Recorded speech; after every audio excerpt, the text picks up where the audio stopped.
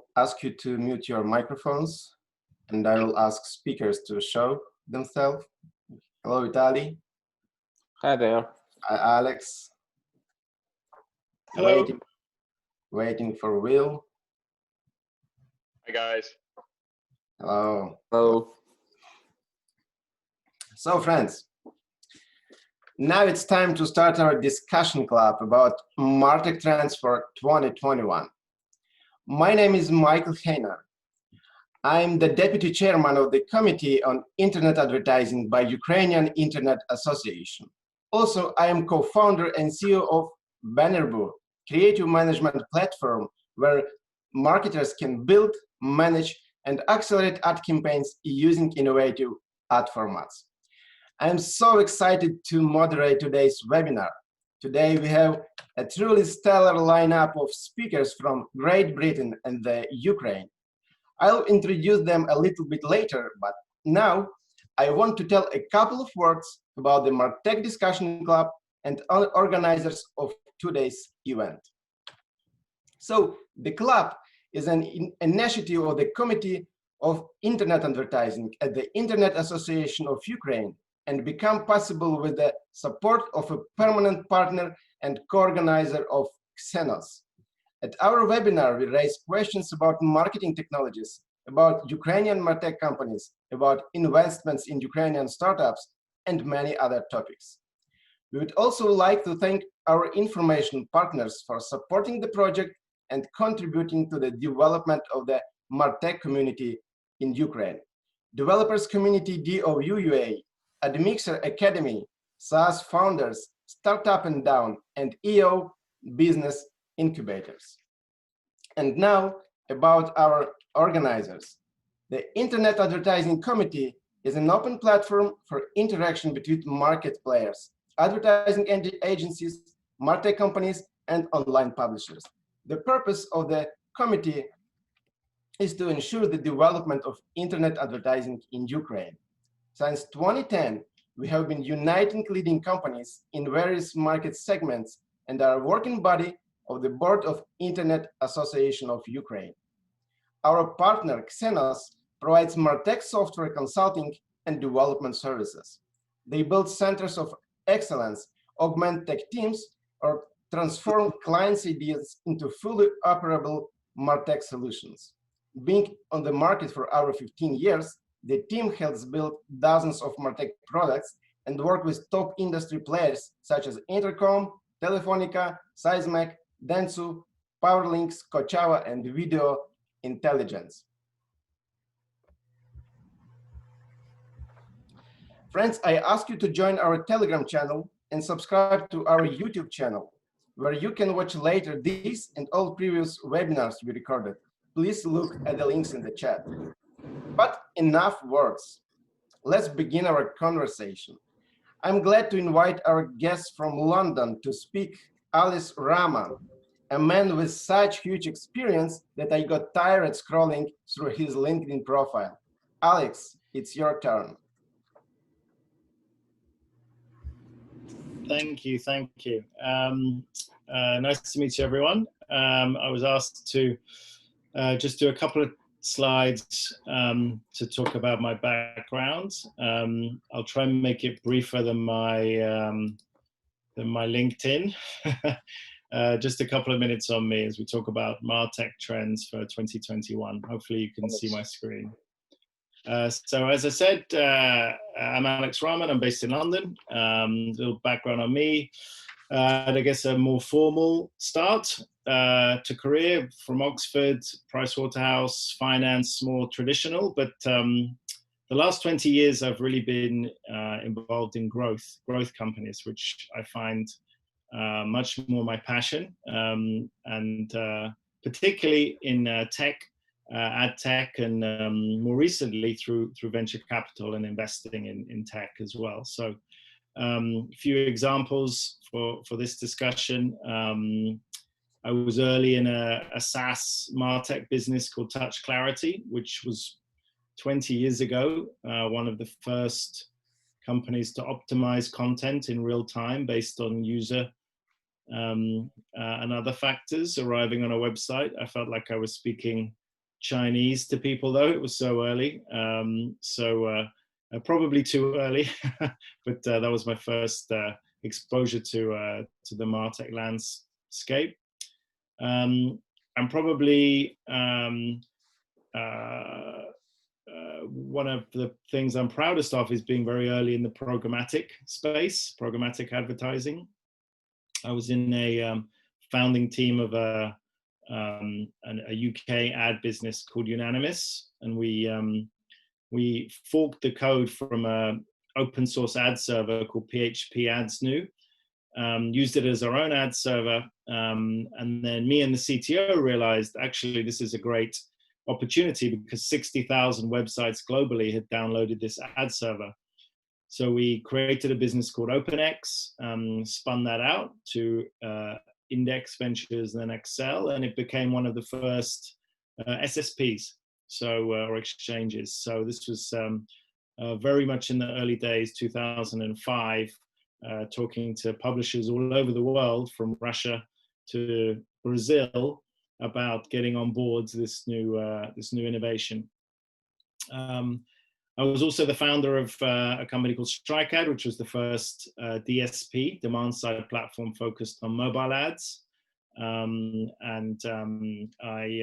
proud to say my development team was founded in Ukraine, and had many visits to Kiev through the life cycle of StrikeAd, and it's where I got to know Dimitri and Vova, who are the senior leadership team at Xenos as well. Had some success in terms of exits. The thing about growth is, if you're growing, you are appealing to other companies, investors, but the investors want to make a return. So I had some experience with Touch Clarity. We sold it to Omniture, which then sold to Adobe. Is now somewhere hidden in that stack. Unanimous, which is the parent of OpenX before I spun it out, we sold that to France Telecom, and we became part of the media business of Orange. And StrikeAd we sold to Seismic, which was a big, it still is a big American company, but it split up and half went to Amazon. So I guess it's part of Amazon now. You've probably heard of. Just a couple last things. I think more recently I've done interesting work out in Estonia with Next, which was a SaaS transformation of a rich media creative business, turning it from more like a service business, spinning that business out and being much more a technology platform license. I'm also chairman of an e-commerce MarTech business called Adamo. And finally, last thing, I am a venture capitalist now. So I am a partner at Ida Capital, which is a 150 million euro fund investing in tech and SaaS. I think someone needs to go on mute. Yeah, interesting being on the other side of the table as we talk about startups and growth and tech. Being an investor now, we look at things in a different way. So interested to, happy to share my view on from that side of the table. So yeah, enough on me. Thank you. Okay, thank you, Alex, for the introduction, and thank you for joining us today. Our next guest connected to us from sunny Belize, Will Mercer. This man, instead of renting an office, built his own on a sunny beach. Will, could you please make a short intro about you? Brilliant, thank you. Sorry, I'm having a few internet issues, so if I do drop out despite the dress rehearsal, please bear with me. But yes, no, thank you very much for inviting me, and Alex, just a huge respect. I encounter so many ad tech businesses, and one of the things about marketing and ad tech, particularly in terms of venture capital, is it had this renaissance about, like, I don't know, 4 or 5 years ago, where everyone wanted to get into ad tech, and now, there are some incredible ventures out there, and the number of professional investors has definitely declined. And I feel like, whilst it's maybe not as trendy as it once was as an investment sector. Now is the best time ever for it. So really excited to know more about your investment. So really good on that in that regard. I'll just share a quick bit about Zag. So I am venture partner at Zag, and essentially Zag was founded by the global creative agency BBH as its startup investment arm.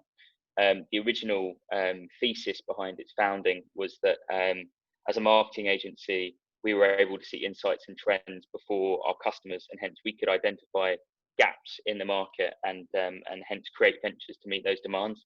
So we started off from a consumer brand creation point of view, but eventually realized the more efficient model was to partner with startups, and hence we invest in consumer and marketing and ad tech businesses and effectively connect them to our corporate and client network in order to slingshot them to success.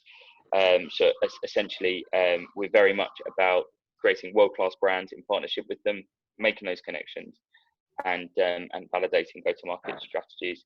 I'd say that sort of where we're where we play is very early stage. So we're really looking at the very horizon of marketing and ad tech and consumer. To date, this is actually sort of slightly outdated. We're actually now at 29 ventures and at 160 million in terms of the combined value, and around about 7 million portfolio value. We'll go on to it, but COVID has done the portfolio value incredibly well.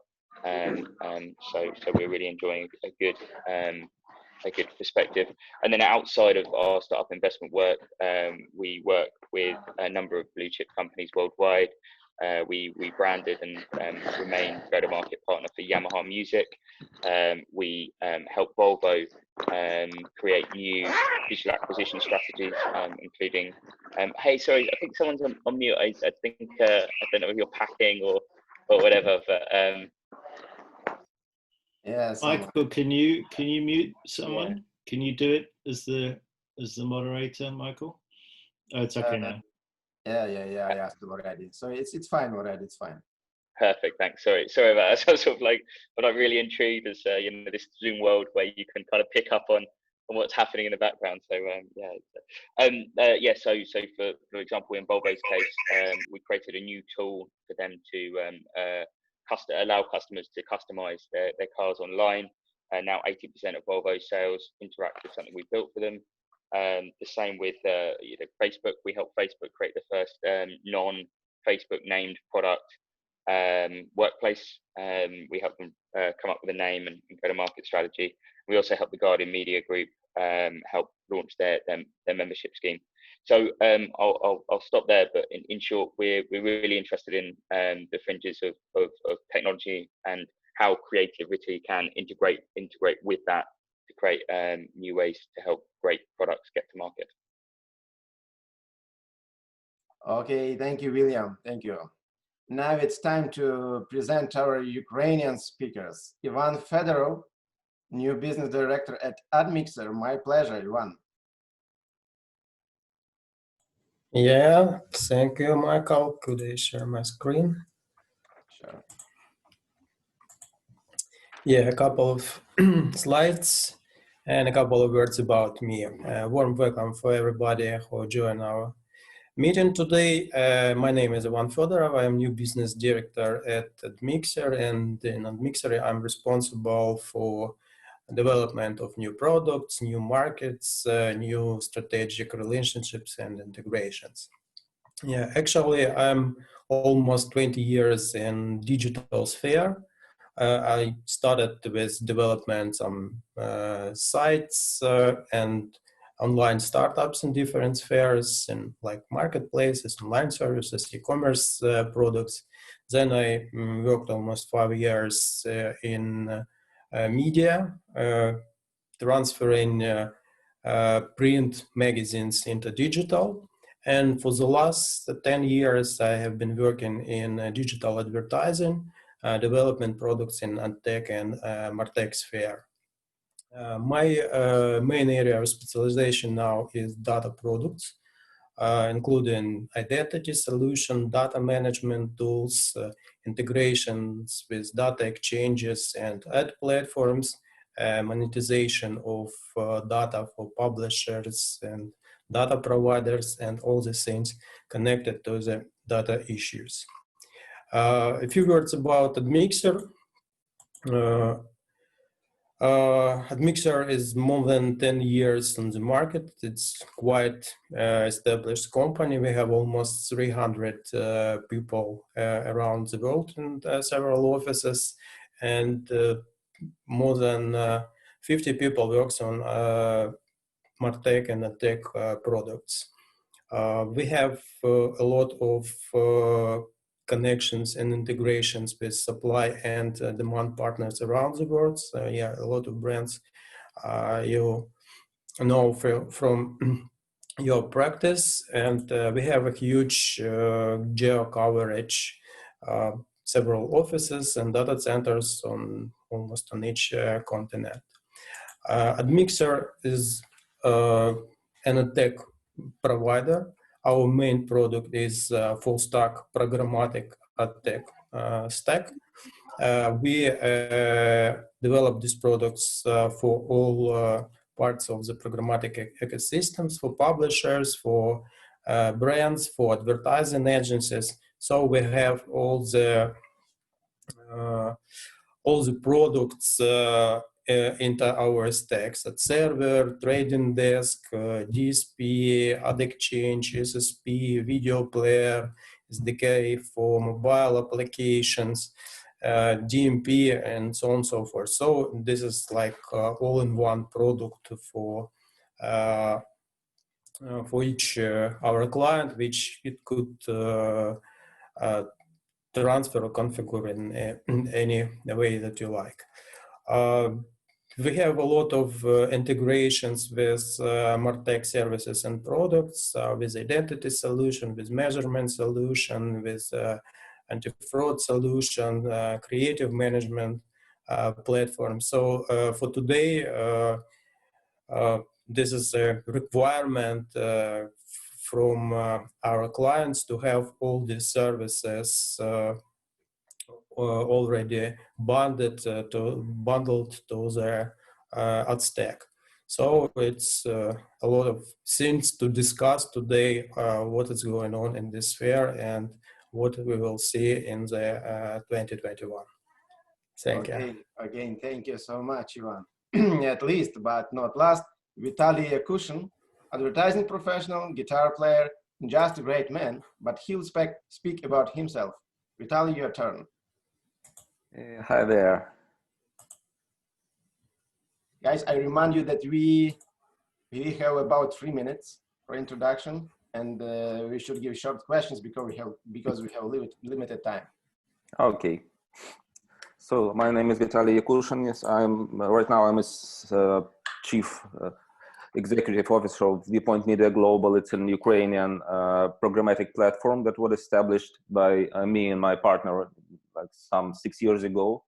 And during all these years, we has managed to move in the market towards the conscious use of data collection, analytics, the quality communication with the clients. Yes, through the data, through the some transparent and quality tools. Yes, and not the digital advertising that we used to have. Yes, that wasn't so transparent, wasn't so effective, and wasn't so maybe ethically and strong as it is now due to the programmatic tools and data-driven marketing. We grew to the level of group of companies right now that mostly dealing with advertising and marketing through data, but not only as an advertising platform, but more like a data platform that helps businesses not only perform some efficient communications through advertising, but also to use data in their overall marketing activities in offline media, in synergy of data from different sources, and even in making their business processes better, more efficient, and like earning more money. Yes, after all. A couple of words about the Point Media. Right now, we perform in some 16, I guess, countries. We we collect that data but by themselves, so we do not use any third-party data. That's our, I think, main advantage, and that will keep us going even in GDPR and some other conditions. We got a huge amount of some audience profiling parameters, and through these years we conducted some thousands of successful campaigns from for the companies, from small business through the big international brands. It's like automobile, FMCG, or pharma.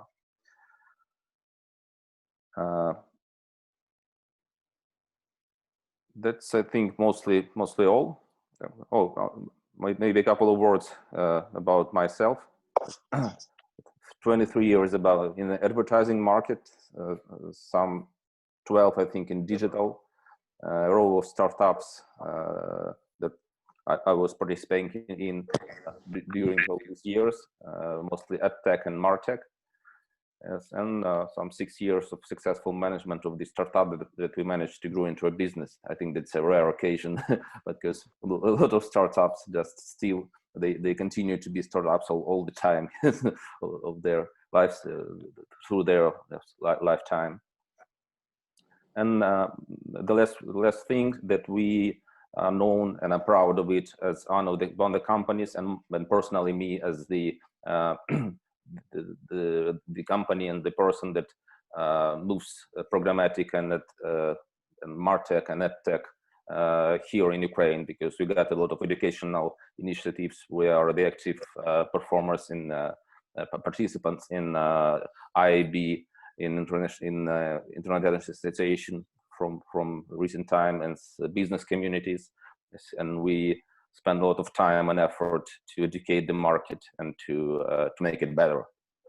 Okay, that's great. Thank you, Vitaly, and thanks to all speakers for the introduction. Now you can see that we have really great professionals today. And now our first topic to discuss: global MarTech trends. What to expect from 2021? I want each of you to share with us, in your opinion, 2 of the most important trends. Alex, now you will be the first one. Go ahead. Thank you. Yeah, it seems like we should be talking about coronavirus the whole time, because it's been so all affecting to our lives. But actually, global MarTech, I think, is something that is maybe not so affected. Certainly from what I've been seeing in some of the success of ad tech and MarTech companies through last year. So I guess in terms of a trend, the key one that I think will shake a lot of players up, the most seismic change is going to be around, the key changes around privacy. We have a desire of consumers and regulators to take back their privacy rights, and to allow consumers to really sort of be very much making a decision whether they want to engage in this sort of data sharing. With that in mind, then obviously the big sort of trends around that are Chrome taking away the third-party cookie in this year, and I've heard already big global agencies are sending emails to their clients saying, we want to. In fact, one was last week. We need to prepare now for this, because we can't sleepwalk into this situation. We need to start planning now. So I think there's going to be a lot of discussion around sort of like how to manage identity and targeting in the ad ecosystem with this new regime, which will lead to a lot of technology opportunities, a lot of pain, but also opportunities. And also potentially the emergence of non-targeting based ad tech, MarTech offerings. Context is a great example. Understanding, the context of a page rather than who the user is. So context tools will become more powerful. And anything that delivers a clearer ROI beyond just, knowing you've reached someone. So I think privacy, and those impacts will be huge. There's obviously the same situation with the IDFA. Alex, sorry, just jump in with the context. Is there anyone you know of that's leading that way? Just that's really interesting point, and just wondered if there was any startup or business that's really leading the charge in that way. That would be a great example to look at. Yeah, I would say Peer 39 is good. We actually spun it out of Seismic, and my old head of sales at StrikeAd is running Europe for Peer 39, and I keep asking, he keeps telling me that business is good. Grape Shot was another example which got bought by Oracle, and these John Snyder, who founded Grape Shot, just saw his business go doubling year after year, with these headwinds. So I think context, there actually is more opportunity, I would say, around context, because that's only two players, and one's been swallowed up. I think the IDFA is going to massively impact app download marketing as well. You'll have seen these huge mobile measurement players, the MMPs, raised like $100 million or something last year, and their business. A lot of these companies' businesses around tracking between the ad and did someone download the ad, and the IDFA is the measure of that. So yes, people have more privacy, but people who are spending ad dollars are going to find it harder to know where the apps, who downloaded their apps from which marketing spend. So there's more privacy protection for the consumer, but more complexity for the advertiser. So I think privacy and complexity are, I would say, two of my main sort of trends. Okay, thank you, Alex. Now, Ivan, what do you think about the main trends? What do you consider the most important trends? Yeah, I have almost the same points as Alex mentioned already, but we always look at the trends from our clients' perspective, from brands and advertising agencies' point of view. And those trends are often defined by the main challenges that our clients faced in the moment.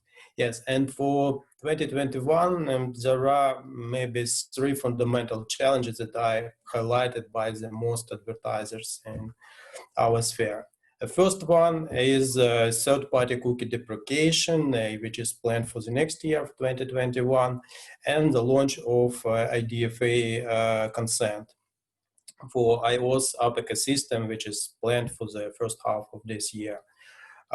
These are really huge challenges, both for advertisers and for many tech and MarTech companies that works in this sphere, because many traditional approaches in planning and targeting and measurement will definitely undergo some crucial changes with these changes. The second one is multi-channel or even multi-platform attribution and measurement. And during the last maybe 2-3 years, communication with the customers became really omni-channel. It will become even more fragmented this year with the rise of connected TV, digital outdoor, audio podcasting, game streaming, and things like that, and with the rise of the new platforms like TikTok, game streaming platforms, and so on. Yes, these activities, multi-channel, requires new approaches in measurement and often new technologies that ensuring accuracy in reaching all the goals of the campaigns and ROI of the campaigns. And here I see the room for growth for new technologies and new startups. And the last one is privacy compliance. After GDPR came into force 2 years ago in the European Union and CCPA launched this year in the United States, there are also many changes in local privacy regulations in different countries, for example, in India, in Brazil, in Australia, and many others. And if you run your business internationally within different countries, different regions, you have to comply with this rule. And it often requires not only legal work, but also customization of your marketing strategy for this market, and in some cases, customization of your marketing stack for this particular market. As an example, in some countries, we have to store user data on the territory of this country. So if we have some cloud set up for our technology, it's not complied with the local regulation and we have to adopt it. There are also challenges with transparency, with fraud, with brand safety, but these problems are vital for many years already, and there are some constant improvements in this sphere. So I think this is the main trends for the next year. So to sum up, digital advertising and marketing tech technologies and services has significant challenges this year. And some of these challenges are really the threat for existing products and services. But at the same time, there are a lot of opportunities for new technologies and disruptive startups in MarTech. So I think next year, this year, 2021, will be very interesting and very changing for all who works in this sphere. Okay, thank you. Thank you, Ivan. You named almost all the trends that Alex said about privacy, about third-party cookies, but of course about multi-channel management. And it's interesting, Will, what can you add to this list of the trends? Yeah, no, I think obviously these are the macro trends. I think there are sort of a couple of sort of side points really. So the prevalence of customer data platforms. I'm seeing increasingly a lot of people going for, an aspiration to win in that space. So, private pools of customer data that allow for, compliant privacy, compliant but accurate targeting, particularly in sort of highly influential spaces, so music, sports, etc., where you've got sort of people with significant followings looking to monetize their following in a compliant manner, whilst also, maybe, leveraging more cross-sell opportunities amongst their following. So I think that's definitely one thing. Another thing is cybersec. I know that cybersec's in an abundant, has always been quite a front of mind sort of investment category but the synergy between basically cybersecurity plays, specifically open source intelligence and sort of ad marketing and ad tech and publicly available data sets gained legally or illegally. Increasingly, I'm seeing a number of startups that are specifically out there to remove customer data that has been given without consent from the internet. So I think other forms of getting hold of customer data will slowly get targeted and taken away, although I appreciate it's not possible to get rid of everything. So I think that aside from the drive from within the industry, externally you'll see a lot more pressure to protect privacy coming from cybersecurity startups. And then I think the final area, well, I mean there are many, but the one that I'm quite curious for me and definitely worth watching is the rise of computer game advertising. So 2.7 billion people playing at least 5 hours a week, and yet, it's largely untapped media space, and you're seeing a lot of significant sort of checks going into computer game advertisers. But I think one of the interesting things about the infrastructure is it's not a form of media that's found its feet yet. So the way that the current industry is approaching advertising is from a very or media placement in games is a very sort of traditional approach to the media. Whereas obviously whether I'm playing on mobile, depending on what OS I'm using, whether it's a racing game or a first-person shooter or a MOOC, whatever it is will determine the impact of the ad placement and how that works. So I think that there's going to be as the world shifts to more interactive media, I think looking at the computer game space is going to be a really good way to tell what the shape of marketing and ad tech will become. Okay, thank you, Will. So as I see, the privacy is the main trend upcoming. And why no one is talking about artificial intelligence, 5G, maybe Vitaly, could you tell us, what do you think about new upcoming trends in 2021? I think I only will add some points to what was said before, because these are really the main trends, and the artificial intelligence is here for many years, so it's this long-lasting trend, and the 5G or 6 or 12G, I think it will not sufficiently really change anything. Yes, only scale up some things, but not really change the market for some approaches. I think I will add to these two main trends. Just the first is privacy, that we are mostly concerned as the data platform, programmatic platform that possesses its own data management platform. Yes, with a lot of data. We were really concerned about it last year, but then I understood that it may be even better for the market. Yes, to move from this third-party data that was collected by somebody somewhere, somehow, yes, without consent or with consent, who knows, yes, when you buy some data in some DSP. And we understood that even a couple of years ago, we started talking clients into using not our data, yes, that we possess in our data management platform, but to collect data by themselves, yes. So to make focus on the first party data, and that's what's happening now throughout the world.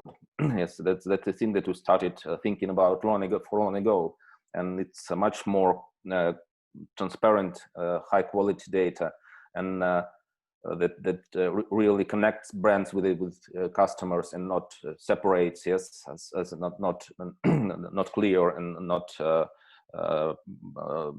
purified, yes, not qualified, not verified data.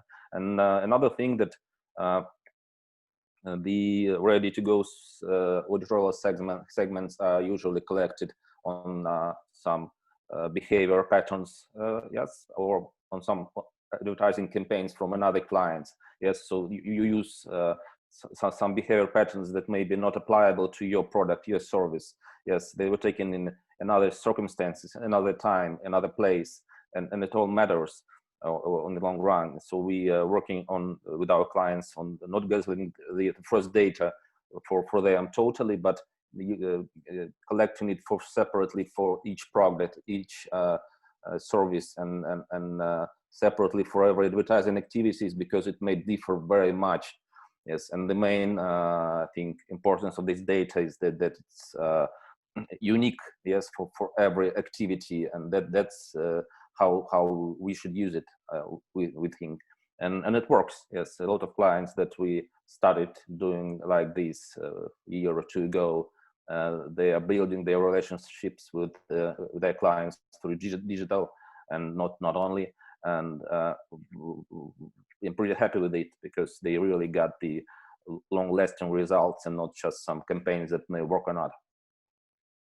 And the second one, and what Ivan said about multi-channel, omni-channel, yes, and I will add about online, offline. I think it will be the big trend, especially right now, because we we launched our first project in real connection of online and offline, yes, like retail, offline retail, online, and online behavior in the internet generally, and it really works, yes, and it's like works like wow. Yes, sure, it was delayed a little bit by this lockdown thing, yes, because we couldn't test all the thing properly, but now we see that it's really one of the big trends, because you're using the programmatic advertising powers, using the geodata, and using the growing MarTech and tech consciousness of retail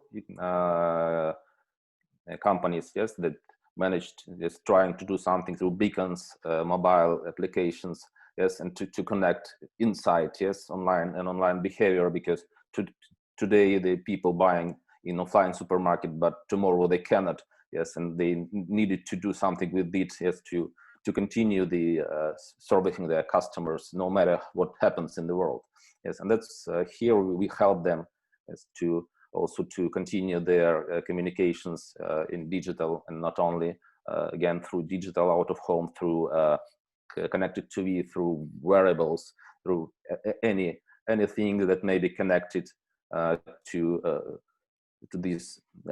I think we were just talking not only about programmatic platforms, but it's like more BI engines, yes, that collect all the data offline and online, yes, and make all this experience seamless. I think these are the trends that we see inside of our business, yes, in our clients' behavior. Thank you, Vitaly. That was great, actually. And actually, we answered the question from one of our listeners about IDFI last world, which trends in user identification you see. I think that it's we already answered these questions, but the next one is interesting. Will Android kill GAID like Apple killed IDFA? Alex, what do you think about it? And say that again. Will Android kill GAID like Apple killed IDFA? Well, I mean, I don't have a crystal ball, but you know, Chrome deprecated the third-party cookie a few years after Safari. So all I can say is look at the track record. It's Google and Apple are different businesses. You know, Google, you know, what wants and enjoys the ad ecosystem. It's very dominant in it, obviously, and sees the benefit in that identifier. So they also have many more third-party players connected to it in all the app developers that need to make money. So I wonder if they will be more likely to keep it active to make sure their partner network keeps making money.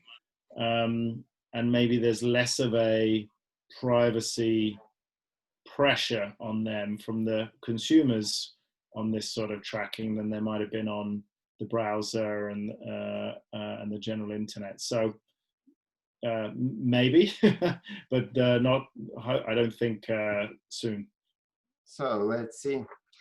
And the next question for the same user, I think, are the brands ready to use innovative technologies for the target audience analysis?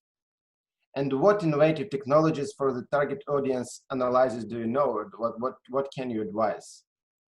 Who can answer? Really? I can speak from an agency perspective. I think I still think the bulk of the global ad industry is very far behind the curve on advertising and marketing and ad tech. I think it was 2019 that Publicis made the Epsilon acquisition. I think it was 580 million for effectively, you know, a digital marketing house, right? So I think the traditional structure between the CMO, the agency, and the media agency then placing it still is, I think, orientated around the legacy of TV advertising being TV and OOH being the primary channels. So I think that you, in more traditional brands, as in brands that have been around for 40 plus years, you really will see that struggle to adopt innovative approaches. I've been advising a computer game media business that can deploy content into computer games, and we're speaking to a mobile 5G carrier, a very big one in the UK, through their creative agency. And effectively we're saying, you need to launch 5G. No one really understands, consumer doesn't really understand what difference is between 5G and 4G, so you need a way to activate it. Yeah, mobile gaming is booming, and 60% of your customers are playing some form of mobile game that needs connectivity for at least an hour a day. Wouldn't it make sense if you created a campaign that could deploy content into mobile games, something like plays better on, and then insert the network name? And from whilst there is enthusiasm, there's just no connection there between the customer and the reality. So I'm generally quite scathing of traditional brands, and I think the way that it will change is through insurgent brands, effectively grabbing, using these new technologies to get to their customers, particularly in the digital age, and those being acquired by the larger group. So I think that's how it will happen, not through a proactive approach on large scale multinational corporates to embrace technology. And I think that's that'll be the same with Publicis, WPP.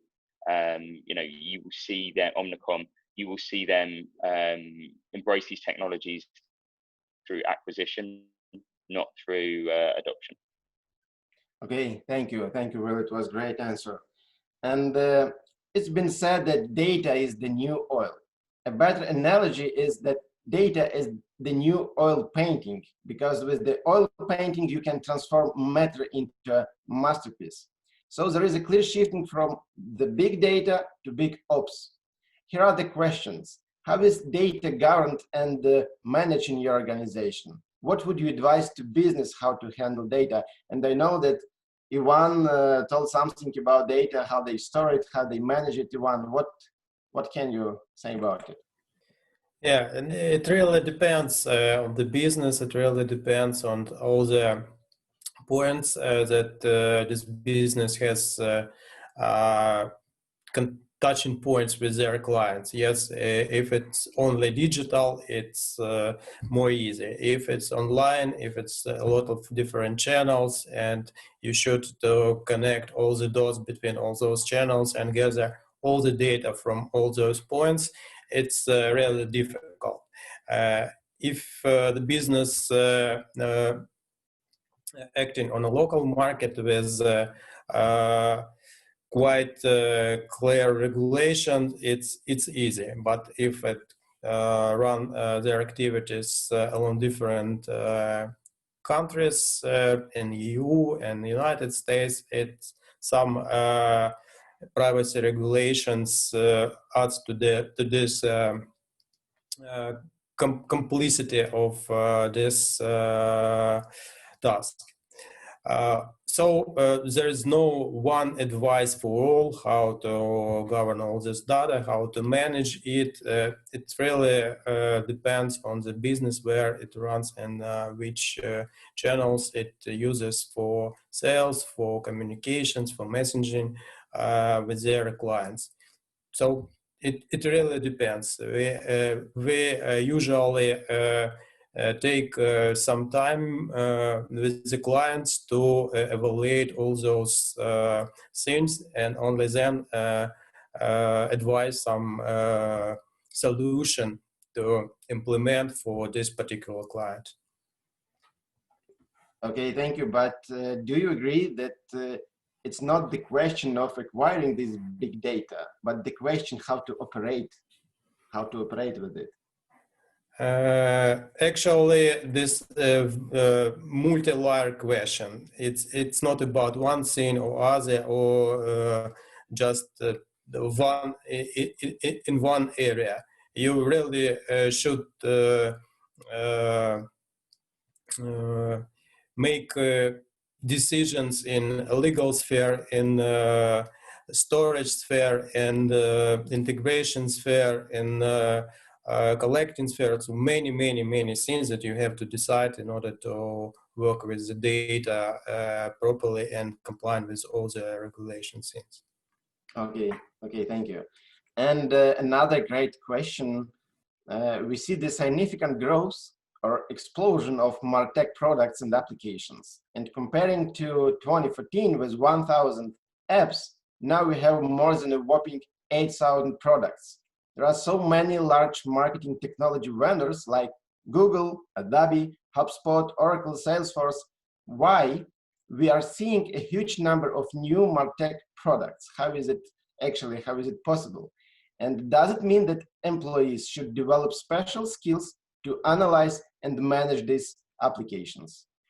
Who can, maybe Alex, what do you think about it? I mean, with an investor hat on, we love these companies. We love SaaS tech companies that disrupt existing tech and make things easier, be it, you know, sending messages, managing messages, holding data, you know, understanding data. You know, the amount of innovation here is huge, and hence you have, you know, a ton of different companies arising. The benefit these companies have is, you know, unlike the traditional approach of, you know, heavy sale, you know, a big, maybe an IBM or an Accenture or a service provider coming in and pitching like a very complicated integrated tech stack that's going to cost, you know, an SAP integration is going to cost a lot of money. You know, there are now solutions out there that sort of sit on top of everything that someone in a particular function in the Marcoms team or the marketing or the comms or the media team might say, this solution is great. I found it. I can sign up really easily. It's web-based. It's cloud-based. You know, we can pay hardly anything, and then as we scale, we can pay more. These companies are easy to buy, easy to pay for, easy to use, and they add value. What will be interesting is, you know, as they grow to a certain size, they're very appealing to venture capitalists, because they're just thinking, wow, the more we give these guys money, and they're just going to hire more salespeople, and they've proven, you know, they just can get more customers. Churn is low. They've worked out their cost per acquisition. They're getting into the marketing teams across the globe. They can sell anywhere. It's cloud-based. The question will be, you know, at some point, will there be some sort of crackdown or consolidation where people just say, look, you know, this is crazy. I've got 10 offices around the world, and in every office, somebody's using like 10 different systems. How do we bring this all together? But then, of course, that's an opportunity for another company to come in and provide an API across all the platforms. So, yeah, actually, integrations and APIs are also the big trend, the big upcoming trend to integrate all this software. Exactly. Great, Alex. Thank you. So I have many questions, but we need to move to another section of our webinar. And I want you to tell about the global pandemic as a factor in the MarTech industry evolution. So in other words, how did the MarTech industry change because of COVID-19? And did you see any changes in workflow? Vitaly, what do you think about it? It surely changed.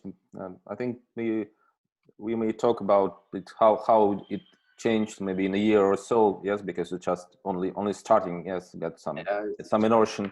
But what we clearly see right now that maybe it's even connected with the previous question. Yes, why so many of them? We see the growing demand from the businesses, yes, toward the some new tools, yes, especially MarTech or EdTech, even the businesses that were mostly like selling through the phone, yes, some salespeople, yes, with a notebook and mobile phone, and they were pretty happy with it, but now it doesn't work, and so they started listening to toward the some programmatic or data-driven agencies or MarTech or EdTech companies saying to them, yes, and they grew up to the level that they can ask some right questions to the MarTechs, yes, so yes, because they operate like in their financial or business terms, and MarTech and EdTech mostly about some, yes, data, figures, some analytics that wasn't really connected through the last years for many companies, because yes, they didn't understand each other at all. Yes, they think less more data, you're feeling better. They say I don't want to feel better. I want more money. Yes, I want business processes, more efficiency in my production, yes, or sales or whatever. Yes, and I think it will influence in the way that there will be much more of the EdTech and MarTech projects, because they got some demand, and the level will be higher. Yes, because it's a clear demand, and that that caused by really some emergency situation, and that businesses need the quick and clear and understandable solution of their real problems, and not some projects that may work in the future, blah blah blah. So to sum it up, it will be more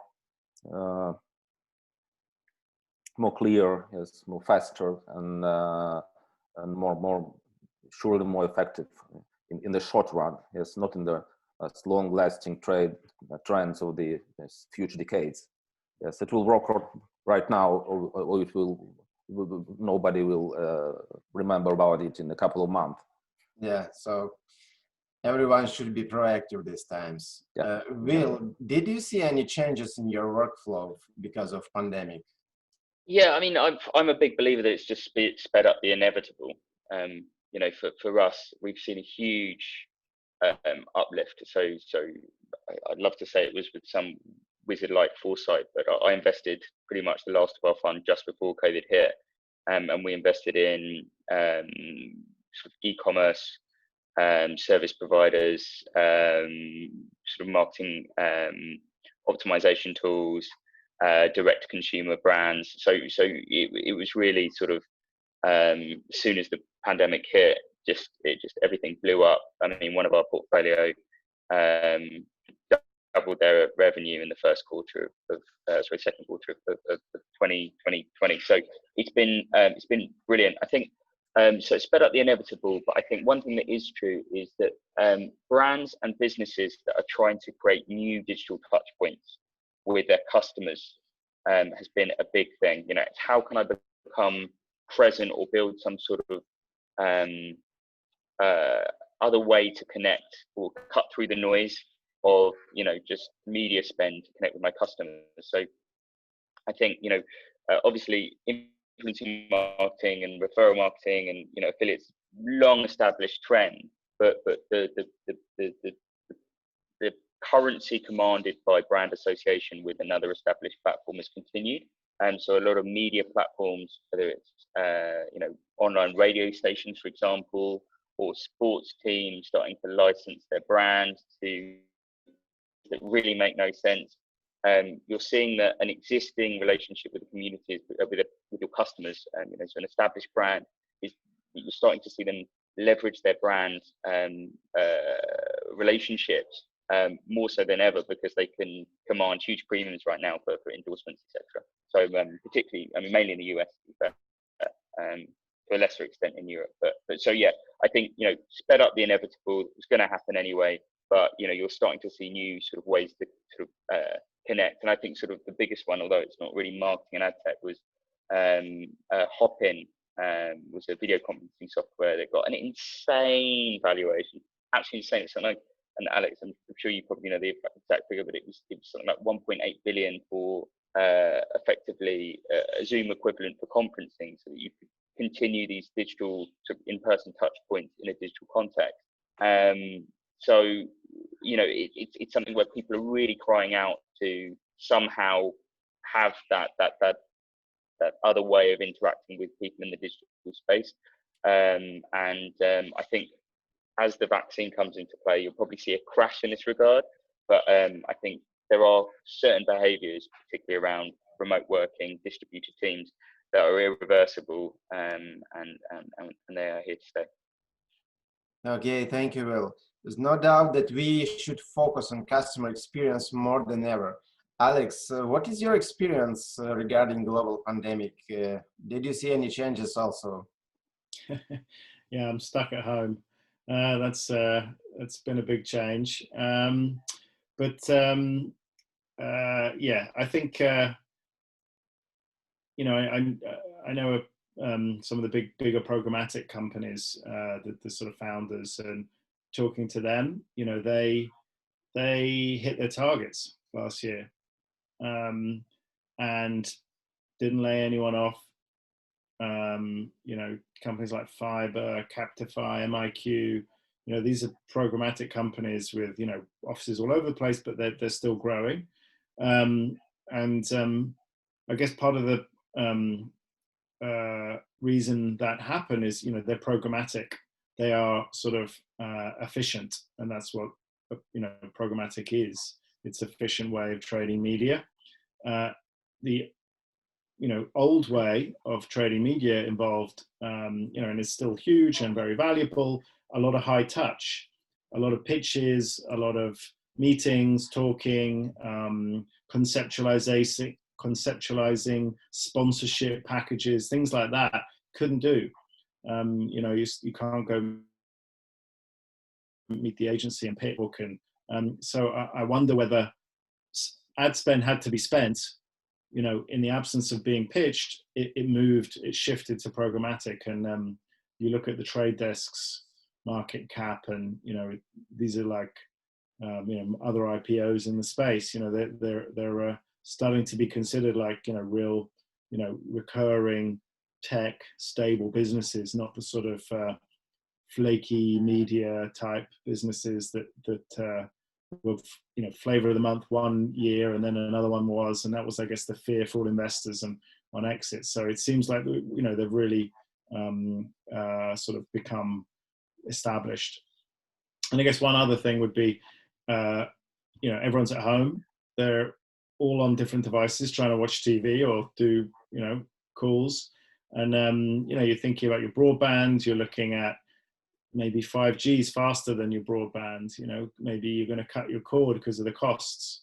Maybe you're going to start streaming Disney and Netflix, and all of this has led to, you know, even heightened look at connected TV, programmatic ads within that ecosystem. I think that's growing like crazy, and it's you know, I would say the pandemic's accelerated that. Yeah, thank you, Alex. Ivan, what can you say? What did you see? Really, pandemic stimulated the digitalization of many businesses. So tech, MarTech companies for sure benefits from it. And we already observe how marketing budgets are shifting from traditional media to digital. Yeah, but if we talk about the factors of this shift, we can distinguish them several areas, or maybe several things. First, this is changing in users' behavior and media consumption.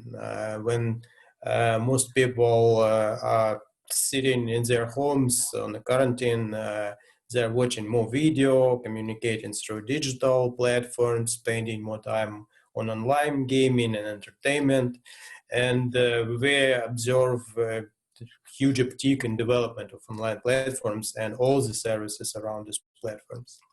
The second thing, for sure, this growth of e-commerce. Even those businesses who didn't think about online sales before, have started development in this direction. So interest for MarTech solution in this area increased significantly. And the last thing, many companies started to build their MarTech stack or started to rebuilding their MarTech stack to comply with the changing environment. So from all those positions, MarTech is in black in this situation. And I think it will develop for the next several years.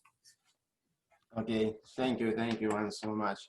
So if we talk about stability or risky trends, for example, so we need to be proactive, we need to move further, we need to leverage technologies, and how marketers should keep up with changes in digital platforms. Maybe Vitaly, let's start with you.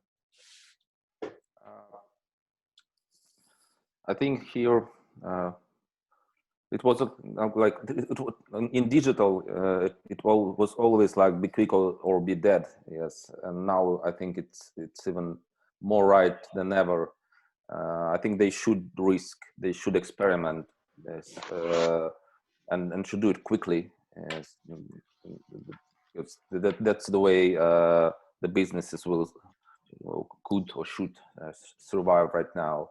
Yes, and it's very, I think, dangerous to trying to hold for some old experience, yes, for old assets, yes, and trying to keep what's left. No, I think it's not the way, and that's how our business behaves. Yes, we're expanding, we're risking, and maybe we are not right, but we'll see. Yes, and our clients are mostly doing the same with us. A lot of experiments, a lot of new products that we were trying to sell for years. They're sold every day right now because the clients say, let's go, this one, let's try it. Yes. And we say, we couldn't convince you just for a couple of years to try it. Let's do it. Let's do it because we need to do something. We need to try something new because Yes, it's true. Yes, so I think everybody should take some risk right now and try something new, something unusual. Okay, thank you. Something wow. Will pivot or not pivot, attack or be defensive? What do you think? I'm a startup guy, so oh, sorry, I think my internet's a bit. But yeah, I'm a startup guy. So for me, I never favor the incumbent. I'm very much look at ways to break the system, look at things that other people are not doing, look at other ways to get to your customers. I mean, not so much for COVID time, but some of the startups I was saying, just get on the street with posters and flyers because no one's using guerrilla media anymore. So yeah, for me in this day and age, if you're in an incumbent industry and you're doing something in a certain way, very difficult to look at it from a new perspective. And the only way you can really get that is by speaking to people who are approaching the same problem in a new way. And so that's why I love being in the venture space. Okay, thank you. Alex, what do you think? How to avoid backsteps doing business in a new normal world? I would say, we've had this demand and supply sort of existence in media for, and advertising and that world for so long. Demand buys from supply. Google and Facebook, as we know, are totally shaking that up. They're across. They're offering things, products for the demand side and for the supply side, to the advertiser and to the publisher. I think if you look at identity and the difficulty in finding people, these guys have first-party data. So, the fear is that people are going to go and spend more with the bigger guys who are already dominant. because it's easy. They're easy to buy from. They're you know, that's often an important, very important point in our world, is how easy you know, the buying process is. Yeah, I would say marketers should look at other, I wouldn't exactly call them startups, but other companies, because you're starting to see Terry Kawaja, who does the Lumascape, he's famous for that, he's a banker. He's talking about this thing, horizontality, which is, don't think it's a word, but you know, it's you know, if you have demand here and supply here, this sort of like going across the top and covering everything. And other companies are starting to do that as well. Roku, which is on the supply side with TV, it buys a demand side platform, DataZoo. Now they can service across, you know, this horizontal from advertiser to supplier. Freewheel, which is again sort of like on the supply side, acquires beeswax, which, you know, again is providing tools to the advertiser. And so, yeah, I would say, you know, just look a bit further than the big guys in this new market, because they might have new solutions or made acquisitions that make them more interesting. Okay, great, thank you, Alex. So we decided that we need to be agile and proactive to survive. And now let's be specific: how to strengthen marketing strategies through new technologies. And maybe could you advise or recommend the ways marketers can transform their current abilities with digital space? Ivan, what do you think? Yeah, okay. I'm just add some points to the previous questions. Right. So what can marketers do in current situations? My take here, first of all, forget about stability forever, because the new normal is constant changes. I remember the times when some disruptive technologies in MarTech occurred once in several years, like invention of flash technology or adoption of cloud services or invention of programmatic buying, for example. But then the pace of changes has increased dramatically, and today the changes goes constantly, and they goes from different sources, from technology side, from regulation side, from platform rules and the restriction, and so on. So for marketers, what to do in this situation? First of all, develop your analytics. You should see in real time what is going on with your sales, with your customers, with your brand, with competitors, with all the overall environment. The second thing is automate your marketing flow. If you have a lot of manual work and adjustments in your practice, just change it. Because if you still, you will become uncompetitive very, very quickly. So more integration, more automation. And the last thing, as Vitaly mentioned, just experiment. Most of traditional approaches will perish or have already perished in new environment. So try new ways, try new channels, new platforms, anything to acquire new customers and build these things. What we advise our clients for this year, what about marketing strategy? When we talk about strategy for this year, we highlight several directions to focus on. First of all, working with first-party data and develop data-driven approach, because your own data, it's your oil and your gold for the next several years. Second, binding all communication channels together and make the single point of orchestration of all of your activities. You should have the right messaging for the right moment to the right customers. It's understandable. And also automatization of workflow in advertising campaigns. It could be implemented in many spheres. Automatization of creatives, automatization of buying and bidding, and maybe in selling. Then optimization of overall results, and all those things will be very helpful.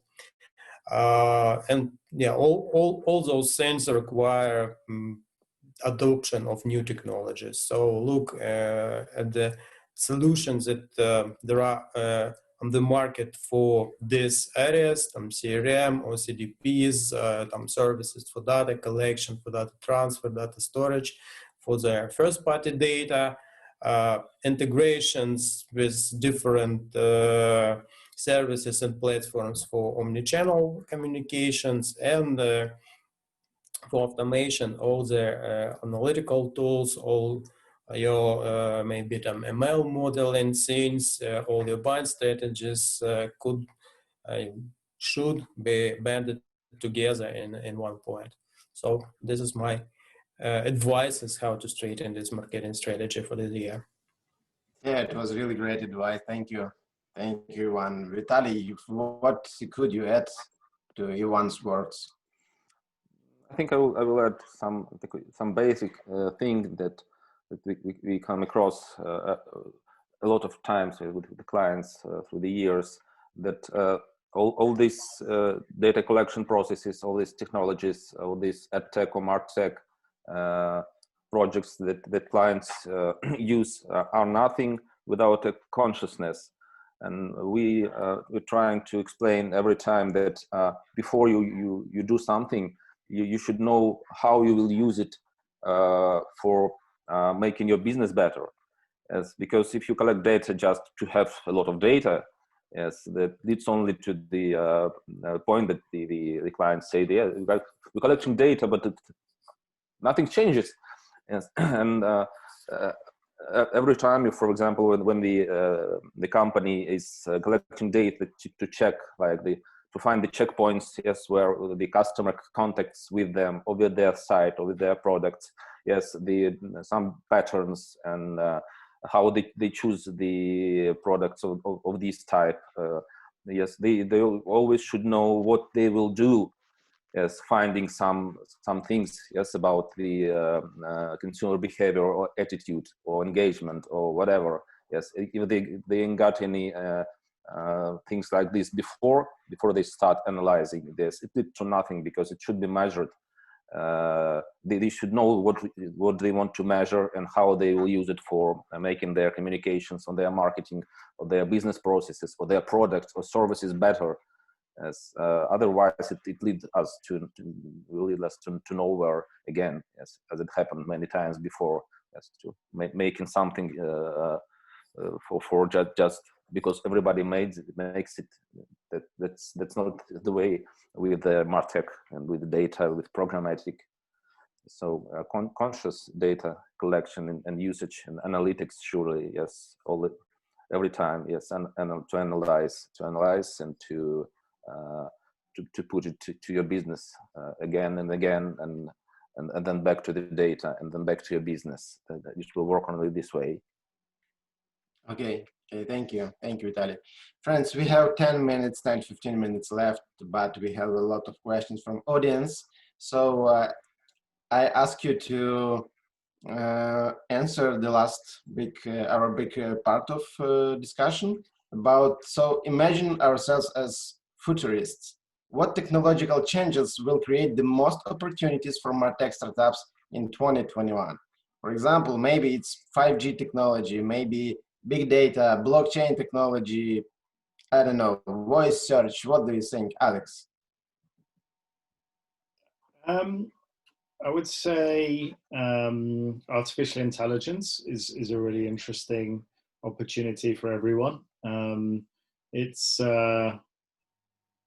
obviously not anything by itself. It needs to be applied to something, which means it's an opportunity for existing companies, new companies, brands, MarTech, AdTech. I mean, there's lots of, it's a very broad arena, but you know, as an example of ways you can use it, there's like conversational marketing now, either through chats with customers, or even in an ad. There's a company called Kavai, which has an ad unit where you can talk about, you know, a particular car, and you know, it's working out what you want. And you know, this is smart because in an absence of cookies, you're declaring your interest in that car and starting to hand over data.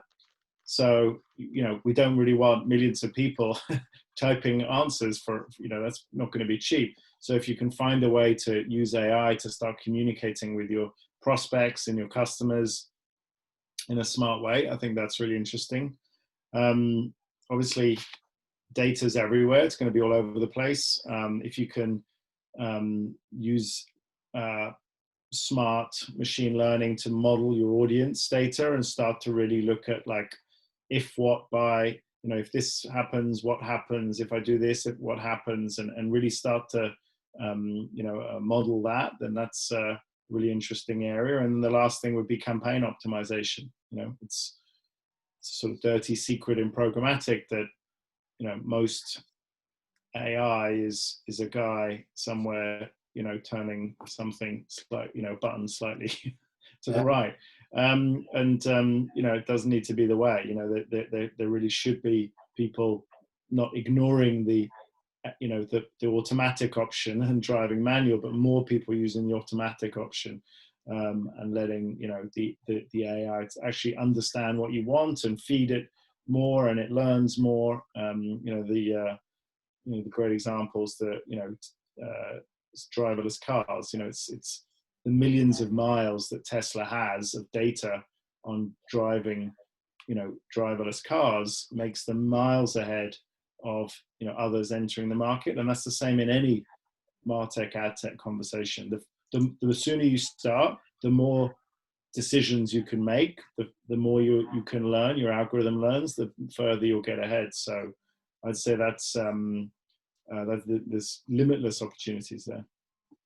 Okay, thank you, Alice. Regarding AI tools, personally, I bought 2 services last month for AI-driven content creation. So it's really, really big trend.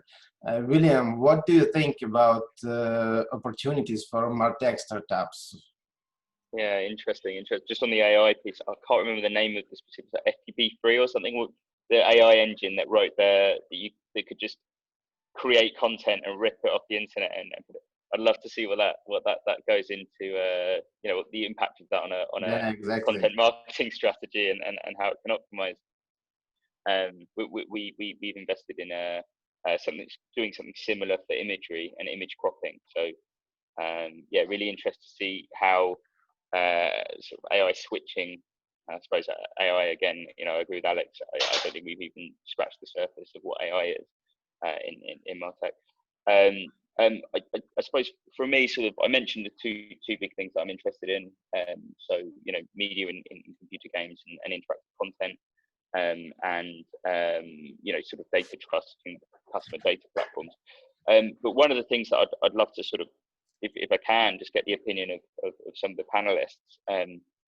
One of the things that happened in 2019 was the FBI's investigation into media fraud. So large-scale media fraud by the big media agencies, starting with Publicis, but across the board. But constantly, I'm seeing a similar thing with obviously digital ad fraud. So one of the things that I'm really interested in is you know, what kind of, I think there's still a big space in the market for, you know, an end-to-end ad fraud prevention solution, etc. And you know, the fact that, you know, got representation from SSPs, DSPs, etc. on the call. I'd just love to know whether they see any opportunities in ad fraud prevention and whether that's a great space. Okay, thank you, Will. Guys, we need to move faster. Vitaly, just a couple of words. What do you think about it? I will join Alex that AI is the thing that will may dramatically change as it changing, yes, through the previous years, but I think it will be just faster and yes, due to more powers in the computing powers, the connection speed and etc. So, and will enhance not only the advertising experience, but I think the business processes, yes, marketing, yes, everything, yes. I think it will be integrated into the business itself, yes, not only in optimizing the advertising campaigns like it was before, mostly something like this. Yeah, sure, I agree. Ivan? I think digitalization of traditional advertising channel is a very interesting sphere. Outdoor linear TV, radio broadcasting, all those spheres are digitalizing in the moment, and there is a lot of opportunities, a lot of work here in terms of measurement, in terms of fraud, in terms of targeting. So I think there are a lot of opportunities for MarTech startups in this sphere, and this direction will be booming next year. Okay, thank you. And now just a quick questions from the audience, because we need to answer them, but very, very, very short. How will remote work change the industry? Who will answer this question? How will remote work change the industry? Okay, Bernard, please.